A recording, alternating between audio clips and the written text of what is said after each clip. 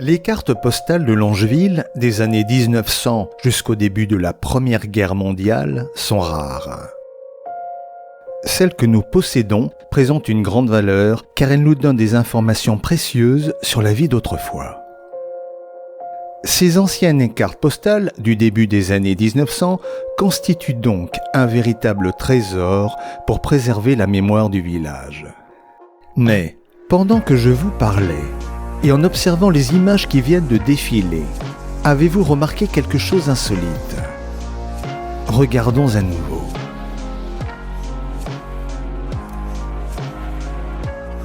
Un mystère intrigue les rares collectionneurs de cartes postales de Longeville. Sur une série de cartes, apparemment prises le même jour, on aperçoit un même personnage offrant une scène animée très appréciée autrefois. Il est souvent accompagné d'un petit chien. Mais qui était cet homme? Était-il un résident de Longeville?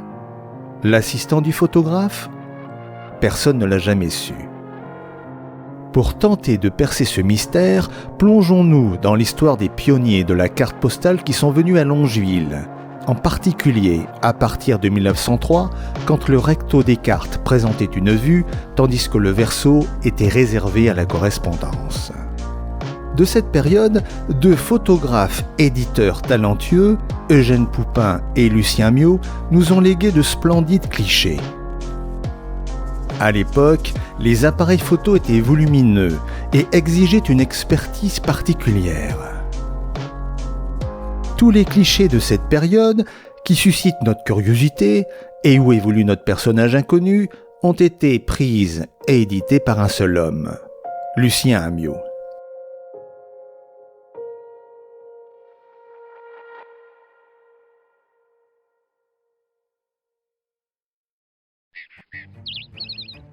De nos jours, prendre une photo est d'une facilité déconcertante. Pour découvrir l'identité éventuelle de notre mystérieux personnage, replongeons-nous dans l'histoire de ces pionniers de la réalisation des cartes postales qui se sont rendus à Longeville. Au début des années 1900, la commune de Longeville était relativement isolée. Les routes étaient bien différentes de celles d'aujourd'hui. Le chemin de fer n'y arrivera qu'en 1930 et les automobiles, rares et coûteuses, étaient peu accessibles à la population. Les déplacements entre villages se faisaient principalement en calèche, charrette, diligence ou à vélo. L'année 1839 est souvent considérée comme le point de départ officiel de la photographie et marque la présentation publique de diverses techniques ouvrant ainsi la voie à son utilisation plus large. En 1903, un arrêté ministériel définit la nouvelle forme de la carte postale. Le recto est entièrement occupé par une image, tandis que le verso est réservé à la correspondance sur le côté gauche et à l'adresse sur le côté droit. C'est pourquoi les rares photos prises après 1903 jusqu'à la Première Guerre mondiale sont de précieux témoins pour préserver la mémoire collective et transmettre l'histoire locale du village. Les vues de 1900 de Longeville sont souvent réalisées par deux photographes et éditeurs, Eugène Poupin et Lucien Amiot. Eugène Poupin est sans doute le photographe le plus célèbre du département, en raison de sa grande production et de ses talents de commerçant en milieu rural. Autodidacte et infatigable, il sillonne l'ensemble du département, n'hésitant pas à couvrir même les communes déjà desservies par ses collègues. Églises, châteaux, anciens logis, rues et événements. Habitant à l'extrémité du département, à Mortagne-sur-Sèvre, Eugène Poupin était pourtant très actif dans la région car il la parcourait avec une voiture hippomobile pour capturer ces images. Mortagne-sur-Sèvre se trouve à peu près 90 km de Longeville. Le photographe Eugène Poupin entreprenait ainsi des expéditions de plusieurs jours, emportant de nombreuses plaques photographiques pour capturer les villages environnants. En chemin, il faisait étape dans les auberges. Conscient de l'intérêt commercial des photos de groupe, il rassemble volontiers les habitants d'un quartier. Une démarche bien accueillie dans un contexte où se faire photographier était encore une nouveauté et un plaisir pour beaucoup. Décédé en 1918 à presque 59 ans, sa fille et son gendre reprendront son activité sous le nom de Gély Poupin.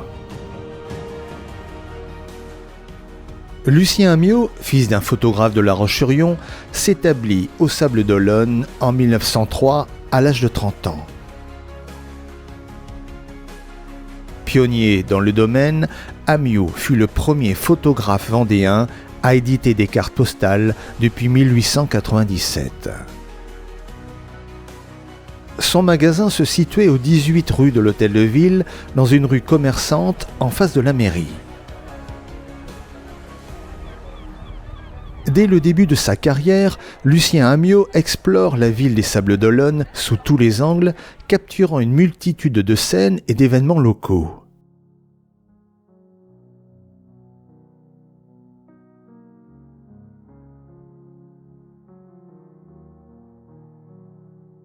Avec son appareil, il immortalise des perspectives variées de la ville, des rues, de la plage au paysage, en passant par les moments marquants de la vie sablaise, créant ainsi un riche témoignage visuel de l'époque.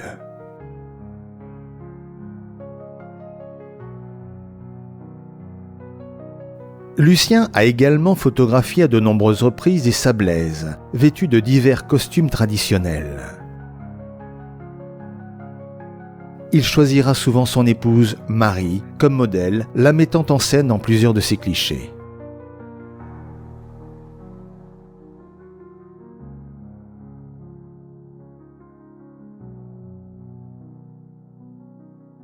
Entre 1903 et 1910, pendant la belle saison, Lucien et son fils Maximin, qui était en apprentissage à ses côtés, partent ensemble réaliser des reportages photographiques dans le sud des Sables d'Olonne. En empruntant probablement la ligne de chemin de fer récemment construite entre les Sables et Champ-Saint-Père, ils pouvaient effectuer une partie du trajet en tramway en s'arrêtant à Talmont. Les 13 km restants se faisaient à vélo en suivant de mauvaises routes pour atteindre le village de Longeville. En 1903, Lucien avait 30 ans et son fils 16 ans.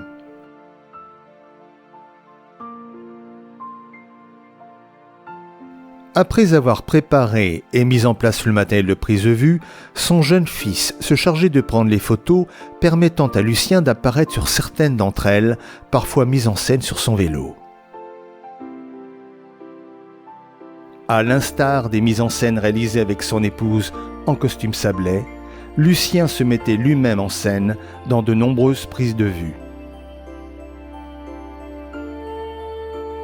Le même scénario sera mis en place sur de nombreux autres clichés comme à Jars, au Bernard et à l'Aiguillon. Il est donc fort probable que notre personnage inconnu était Lucien Amyot lui-même. Les reportages de Lucien sont remarquables. Parmi les plus marquants, nous vous présentons les seules images réalisées avant 1910, illustrant la récolte et le transport du goémon, passant par ce qui deviendra plus tard la cale du Rocher à Longeville. Utilisé comme engrais naturel pour enrichir les terres, son ramassage était strictement réglementé et encadré par des lois. Les jours de coupe étaient annoncés par le garde champêtre et le transport se faisait à l'aide de charrettes tirées par des chevaux ou des ânes. À cette époque, la maison forestière occupait un rôle essentiel. Les gardes forestiers entretenaient la forêt domaniale et assuraient la replantation des pins maritimes grâce aux pommes de pin visibles sur la photo.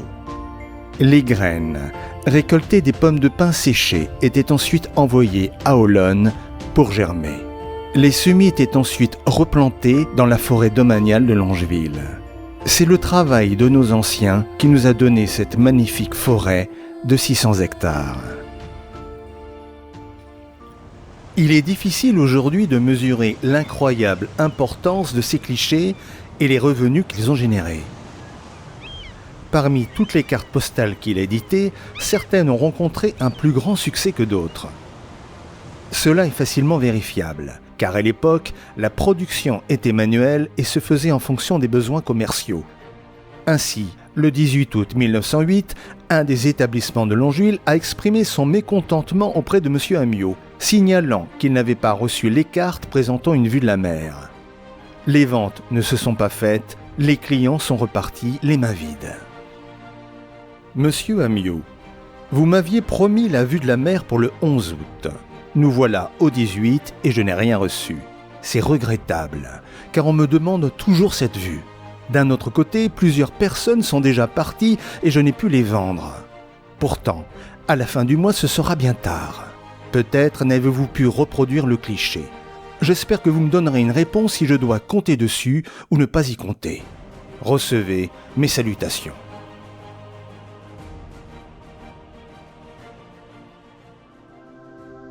Les nouvelles générations peinent à identifier les emplacements des différentes prises de vue. Nous allons donc partir à la découverte des traces laissées par Lucien Amyot.